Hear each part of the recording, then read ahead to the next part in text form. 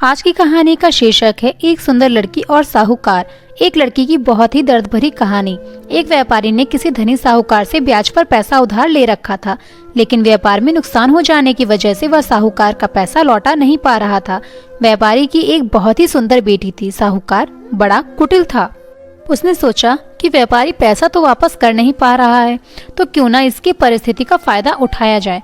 उसने व्यापारी को एक सुझाव दिया कि अगर वह अपनी बेटी की शादी उस साहूकार से कर दे तो वह व्यापारी का सारा कर्ज माफ कर देगा। व्यापारी बेचारा मरता क्या ना करता। उसने अपनी बेटी को सारी बात बताई। समस्या बड़ी थी। साहूकार अंधेड़ उम्र का कुरूप व्यक्ति था। अब उस बेटी के आगे दो ही रास्ते थे। पहला, या तो साहूकार से विवाह करने से इनकार कर दे और अपने पिता को कर्ज में दबा रहने दे। दूसरा, साहूकार से खुशी से विवाह कर ले ताकि उसके पिता स्वतंत्रता से रह सकें। लड़की ने साहूकार के आगे एक शर्त रखी कि साहूकार एक थैला लाए और उसमें 2 गोलियां डाले, एक सफेद रंग की तथा दूसरी काले रंग की। इसके बाद लड़की उस थैले से आग बंद करके कोई एक गोली निकालेगी। गोली अगर तो लड़की साहूकार से विवाह कर लेगी और उसके पिता का कर्ज माफ कर दिया जाएगा।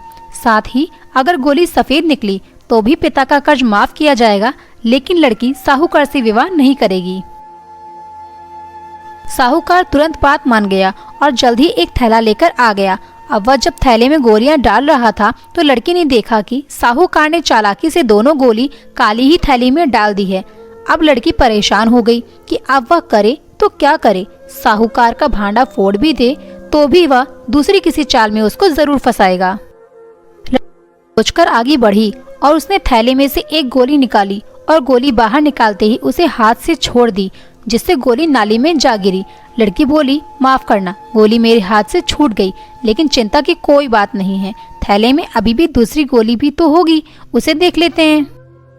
अगर गोली काली निकली तो मैंने सफेद गोली उठाई होगी और थैले में गोली सफेद निकली तो मैंने काली गोली उठाई होगी।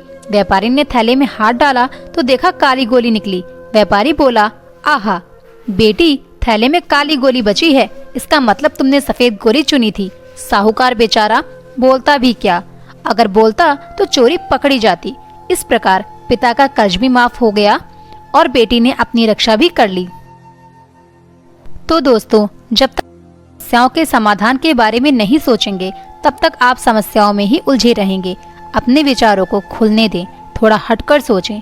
ये सोचें कि हर समस्या का हल है तो मेरी समस्या का भी कोई न कोई हल जरूर होगा। जब आप ऐसा सोचने लगेंगे तो यकीन मानिए आपकी समस्याओं के हल भी मिलना शुरू हो जाएंगे। अगर दोस्तों आपको ये कहानी पसंद आई है तो चैनल को सब्सक्राइब कर लीजिए, बेल आइकन जरूर प्रेस कर लीजिए ताकि कहानी आते ही तुरंत आपको मिल जाए। और हाँ दोस्तों, लाइक करना आप भूल जाते हैं तो जल्दी से लाइक कर दीजिए और कमेंट बॉक्स में बताएं कि कहानी आपको कैसी लगी। दूसरों को भी शेयर जरूर करें। धन्यवाद। My listenable story. Thank you.